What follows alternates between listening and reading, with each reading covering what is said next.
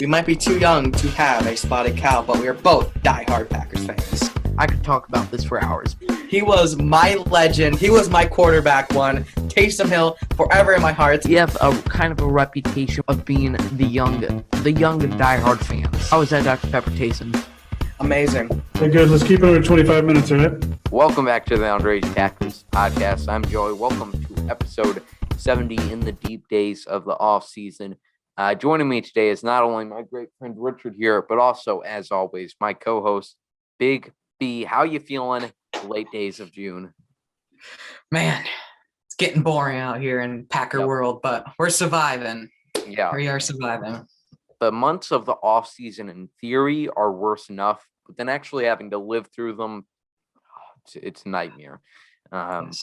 We're fighting it through. About 4 more days until we are a month away from training camp. Looking forward to that date there. So today we'll be talking about the roster moves the Packers have made since our last episode, and any other news surrounding the team. And obviously we'll trash on Jordan Love haters. We'll hate on the haters like we typically do on this great show. So let's kick it off here with some roster moves. The Packers, these past few weeks, they signed inside linebacker Devondre Campbell and released one of my favorites, Mike Weber, in a corresponding move. Big B, what do you think about this veteran help added to the inside linebacker room? Well, I think that will help out the young guys in there with McDuffie, who we just drafted, Barnes and Martin. What I hear, I don't know. I don't watch tape or anything. Apparently he's really fast, so that's great. And he looks like his hips can move with the 2 videos we got from Twitter during minicamp. So I'm excited. I hope he pans out, unlike Kirksey, but we don't talk about that. So hoping this is a good signing, and I think it will. Yeah, and I think it's kind of like one of those moves that we were talking about at the start of this offseason, that there's going to be a lot of guys, a lot of veterans, where they don't get their spot. They don't get a job at the start of free agency because teams are kind of just trying to figure this all out with their cap situation. But down the line, when they're feeling more comfortable, more willing to make moves, there's going to be a lot of veteran moves like this. And Richard Sherman should be one of those in the weeks to come. We saw the Vikings go out there and sign defensive lineman Sheldon Richardson. So maybe kind of a spiral of those moves. But I really like this signing here. He played with Atlanta and Arizona previously. So bringing Devondre Campbell on the team. And like you mentioned, that veteran leadership would be much appreciated.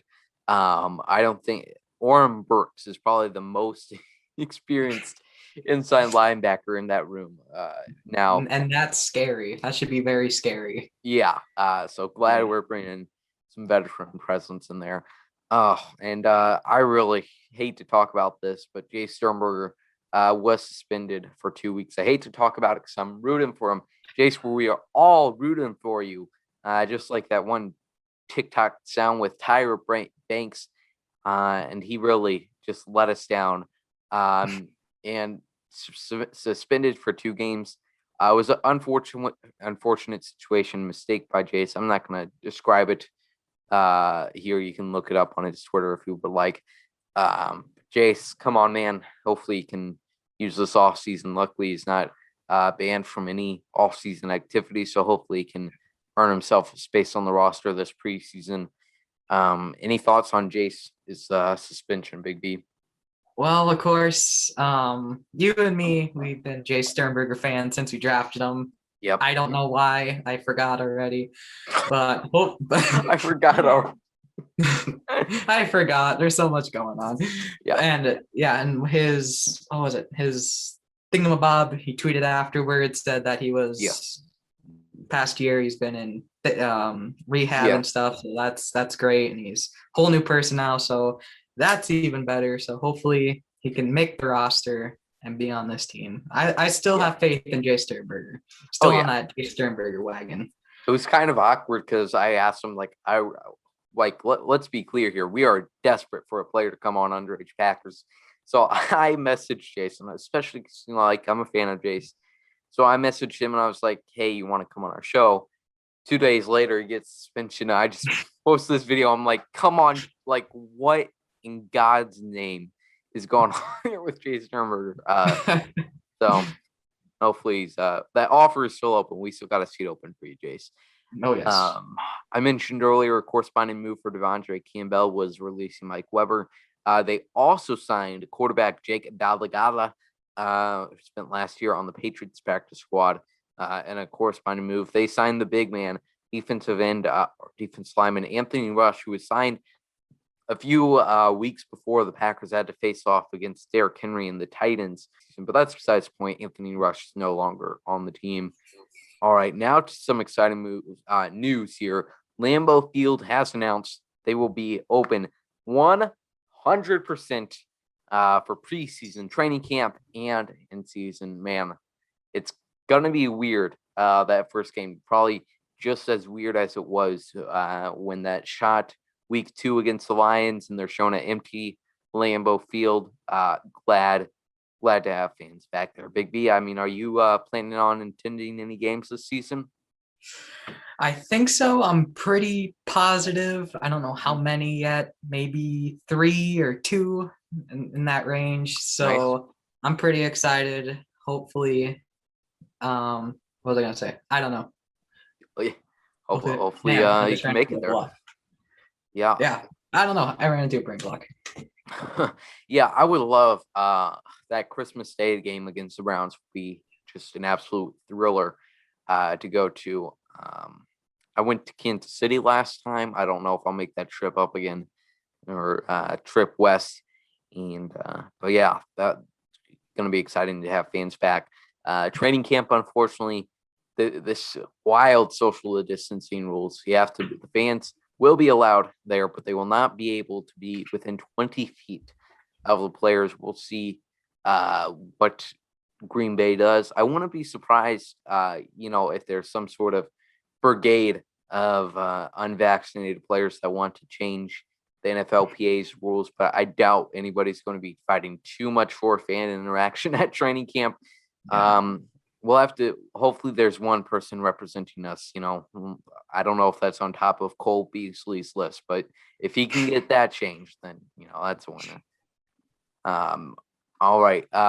Yes, me and Big B will be there. I don't know why I said yeah, but me and Big B will be there at training camp, middle of August. So that should be a fun time. Speaking of camps and practices, Jordan Love has his up and downs at camp.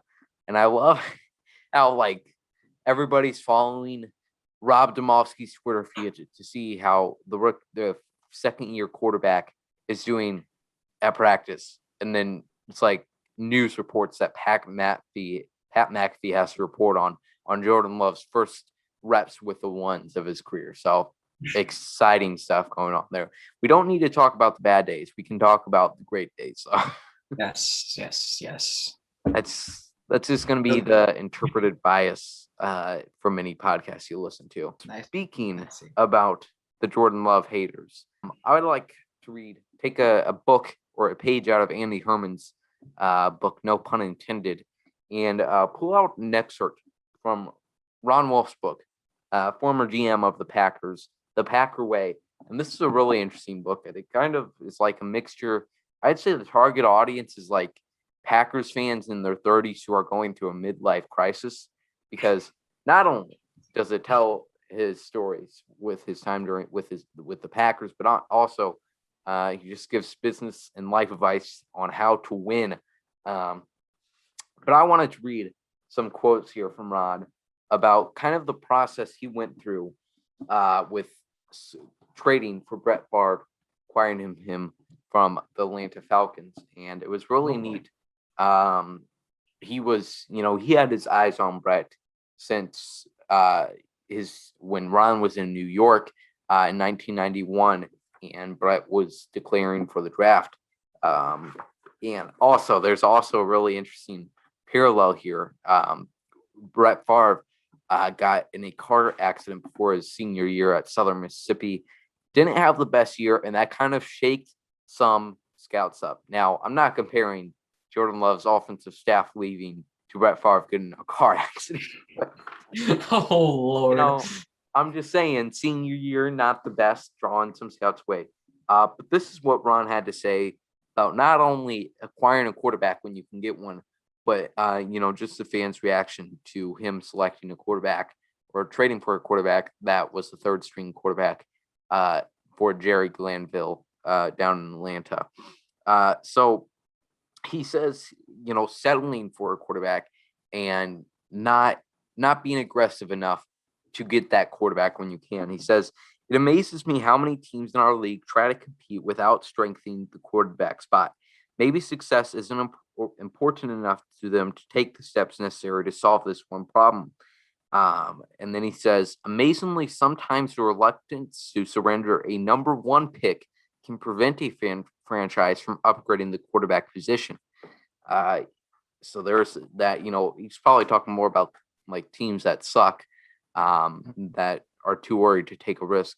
Although I don't know exactly what the landscape was in the 90s, but now if you have a top 10 pick and if your quarterback is anybody besides if Aaron Rodgers or Matthew Stafford, you're likely to take a quarterback. And he says, then talking about Brett and kind of the controversy of trading for this quarterback who, although he was the 30 or maybe the 31st pick, I don't know what the teams were like 30, at the time. He was 32nd? No. Yeah. Okay, I'll shut up. Yeah, I don't know. I was going to say 33rd, but I don't know if the Bucks definitely existed. I don't know if Houston or Jacksonville did at the time. Because didn't Jacksonville come in like 2000 and then Houston came in like 2001? I think you're right. Yeah, because David Carr was, And then the Panthers came in. So that's... I think the Panthers were before them. We need a history lesson.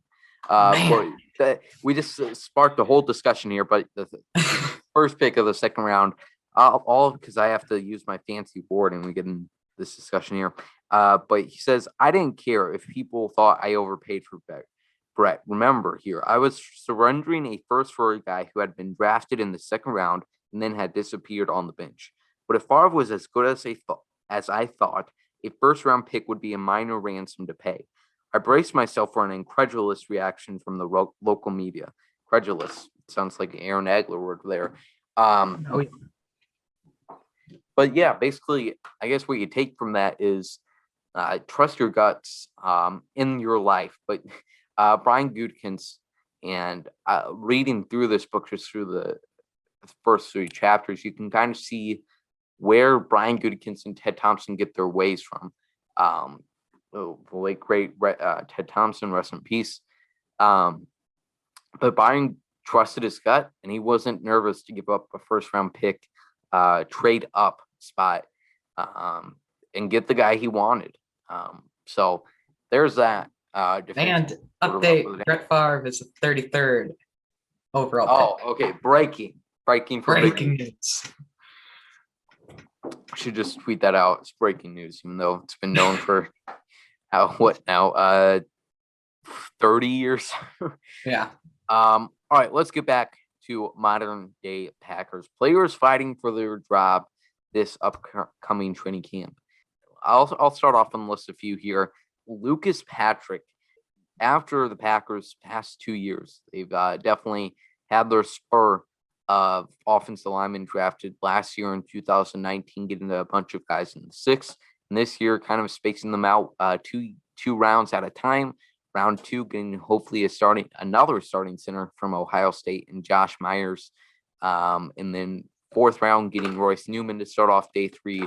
And then getting the Green Bay native, Bayport High School alumni, Cole Van Lannon, please come on our show, in the 6th round. And then 2 undrafted free agents, by the way. Yeah, including John Dietz and another Green Bay native. So just piling up on those. So Lucas Patrick, I thought he did a solid job. I will defend Lucas Patrick and Billy Turner with all my heart, the great offensive lineman. But yeah, he certainly has to impress among the other young players. Another one, Devin Funches, who apparently had a good mini camp. We'll see what the coaching staff thinks about him. They still are going to use the practice squad rules from last year that were implemented with COVID. So I believe that Devin would be practice squad eligible. and then end it off, and then I'll give you some airtime to talk about some of these players, is Dexter Williams. And I think just all of the third running back guys, that's going to be a wild competition to see how it plays out. And I think how it plays out is really one guy just stands above the rest, whether that's Patrick Taylor, Kylan Hill, but only having A.J. Dillon, Aaron Jones, and then a handful of undrafted guys drafted in the 6th or 7th round. Somebody that's job's going to be wide open, and somebody's going to have quite the camp. So any other players that you can think of, Big B, or anything to add on those 3 players I just mentioned? Trying to think of other players. Oren Burks is a guy whose job's on the line. I think he'll probably be cut because of we have a lot of inside linebackers that don't suck. So shout out to Oren Burks. I guess the one thing about that is special teams. Special teams days. That's where you got to find them. That's where you get your special team players right there in the 3rd round. That's the gold spot. Mm-hmm. Yeah. Why? Yeah. Damn the 3rd round. But out of the players that you mentioned, I think Lucas Patrick definitely has the best chance of staying on the roster, has that center experience. Packers won a few games with him at center. So that definitely puts them up a level, I guess. Got the versatility points. Versatility. Devin Funchess will be interesting. I know Matt LaFleur finds him very muscular, I guess. That sounds kind of weird. But yeah, Matt LaFleur likes him, so that could also help him out in the chance of making the roster. And love you, Dexter. Shout out to Dexter Williams. Just putting that out there. So, what do you do? He needs, I don't know, maybe, does he still have that green hair? Maybe he needs to try yellow. Maybe that'll bring him some better luck. Yeah. Get some tie-dye green and yellow. That'd be cool.